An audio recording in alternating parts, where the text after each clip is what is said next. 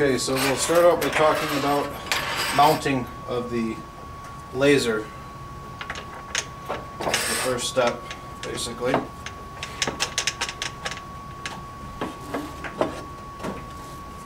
You purchase the system. The system also comes with, this is a 1 meter rail, but I think standard is a 750 millimeter rail, and 2 flat rail feet. Here I'm using some extruded rails because I don't have the normal flat rail feet that typically come with it. They're typically just black strips that jet out on either side to help balance it when you have heavier lasers that are off center from the rail so it doesn't tip over. Okay.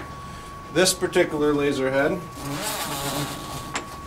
is a New Wave Research Solo 3 laser head, but they're all basically the same.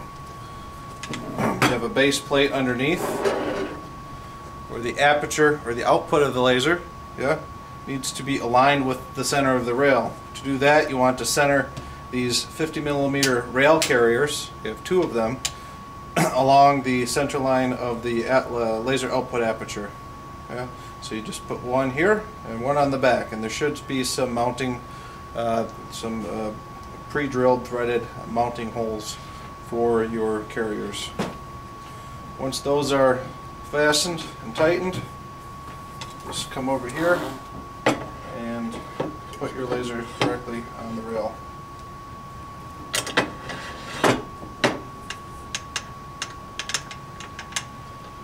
And tighten.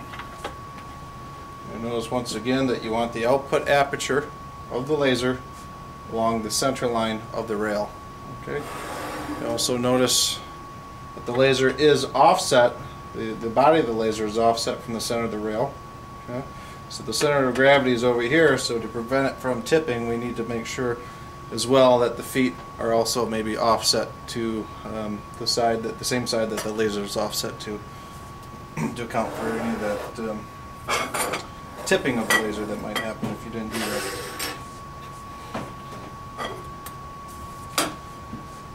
Okay, the next component that you put on there, this is the light arm base. If it hasn't come installed on a sliding carrier already, it just takes 4 screws and mount right directly to the bottom of the base. I think there's a little give in each one of these holes, so what you want to do, position this camera here.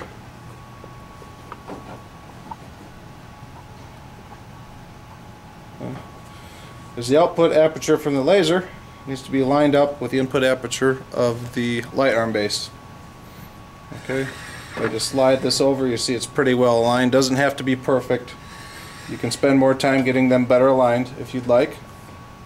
Left to right is controlled. There's a little bit of give, like I said.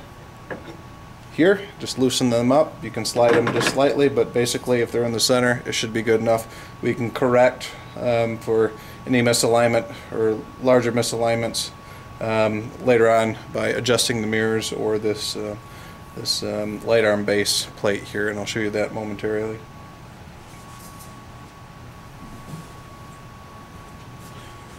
You have this 1-inch threaded tube as well. You can put that on the output aperture of the laser,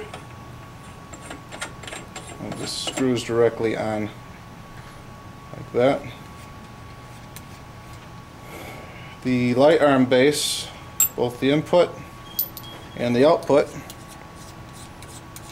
have some caps. These are very useful. Don't lose them. If you do lose them, you can put a piece of tape or something over the input and the output, simply to prevent or minimize the amount of dust that ends up collecting on a lens if it's not in use. Not a lens, but a mirror in this case. On the back of the light arm base, back cover, just take it off with this thumb screw. It's held on, it's magnetized. And you can hold it on with that thumb screw. Basically there's just one mirror in here. Laser light goes in, There's a mirror sitting right here, bounces off the mirror and goes up through the top. Yeah. And that mirror has two adjustments on it. This one will do the tilt. I don't remember if it's up or down or left or right, and that one does the opposite, and we'll sort that out in a minute once I start twisting on them to align the laser. Okay. So next we're going to look at how to align vertically this input aperture with the output aperture of the laser. We're going to simply remove these 4 screws, 1, 2, 3, 4, and you also have 2 screws on the inside, a bit hard to see maybe in the camera here,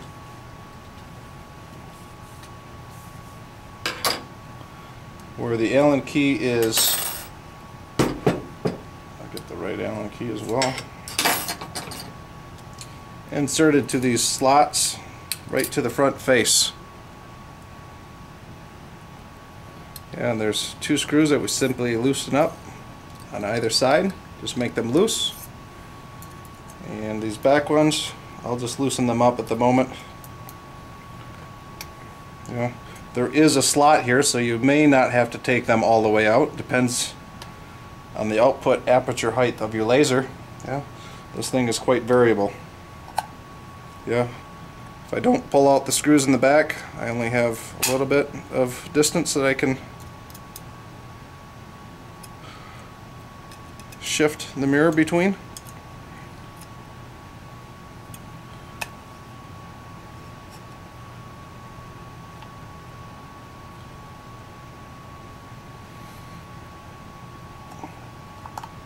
A little sticky, maybe we should just take them right out. Or if you needed to shift the mirror a long distance, you just take the screws right out and you could slide it right to the top or all the way to the bottom. Okay.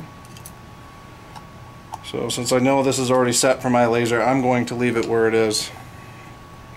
Also, when you shift, you have these, I'll just call them, I don't know, sliding light guards here, this front face. Yeah, it just moves right along with the input aperture. Yeah. So at some positions you can see a little throughput through there, but you can just slide them around a little bit more to make sure that covers any escaping laser light. So you simply come back here, line it up. I'm just using my thumbs to feel, yeah, does it feel correct? Yeah, it doesn't have to be perfect, because once again we're going to adjust the mirrors. So I'm just going to tighten up first. Stick the Allen key all the way in. Tighten the position on the front face.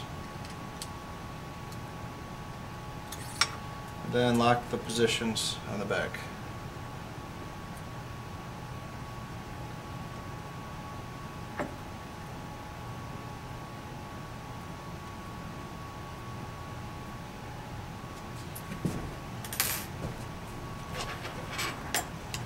Now the light arm base will just butt directly up to the output of the laser. Yeah, we can just tighten that down.